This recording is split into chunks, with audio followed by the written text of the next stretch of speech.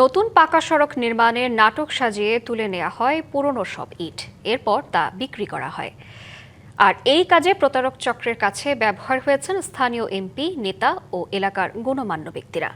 উদ্বোধনী অনুষ্ঠানে মিষ্টি জিলাপি বিতরণ করে সবার বিশ্বাসযোগ্যতাও অর্জন করেছিল চক্রটি। কয়েক মাস পর পুরো ঘটনাটি জানা গেলেও এখন বর্ষা মৌসুমে সড়কটি চলাচলের অনুপযোগী হয়ে পড়েছে। দুর্ভোগে পড়েছেন স্থানীয়রা। 2 মাস আগেও 3.5 কিলোমিটারের এই সড়কটিতে ইট বিছানো ছিল, যেখানে হাঁটা চলা ছিল কষ্টসাধ্য।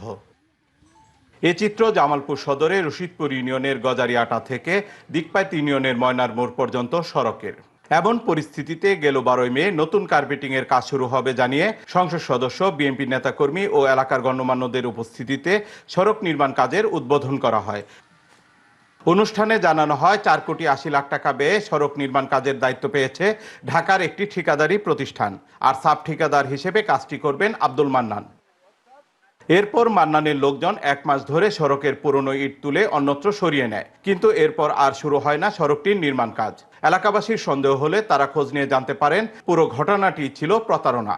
এই রাস্তার ইট গুনা তুলে নিয়ে বেঁচে ফেলাইছে। এই রাস্তা হবে কয়ে যে ইট মিট তুলে নিয়ে গেছে, এখন উনি কন্ট্রাক্টর হয়ে যাবে বলে জালে। ইট তুলে ফেলার পর সড়কটি বর্ষা মৌসুমে পুরোপুরি কর্দমাক্ত। জিলাপি খিলায়া উদ্বোধন করছে, মানুষের পাবলিকের বলায়া এগুলা চুরি করে নেবেছে। এদিকে গজারিয়াটা গ্রামে প্রতারণায় সফল হওয়ার পর একই কৌশলে 16 জুন পার্শ্ববর্তী চাঁদপুর এলাকার আরেকটি সড়কের ইট খুলে বিক্রির চেষ্টা চালায় চক্রটি।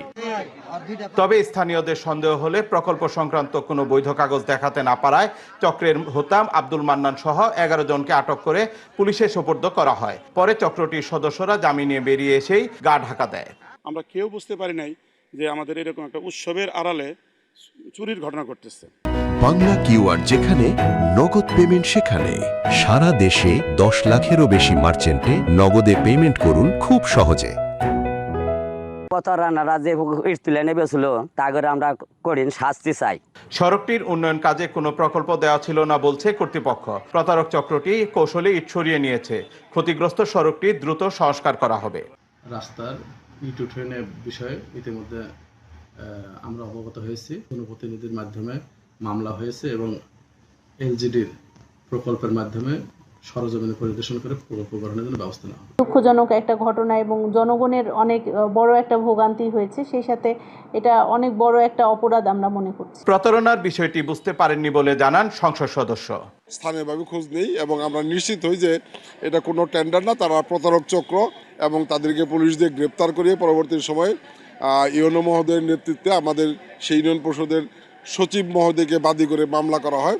অভিনব এবং প্রতারণা রোধে আরও দায়িত্বশীল হবে সংশ্লিষ্টরা, এমনটাই প্রত্যাশা সচেতন মহলের। শুভ্র মেহেদী, ডিবিসি নিউজ, জামালপুর।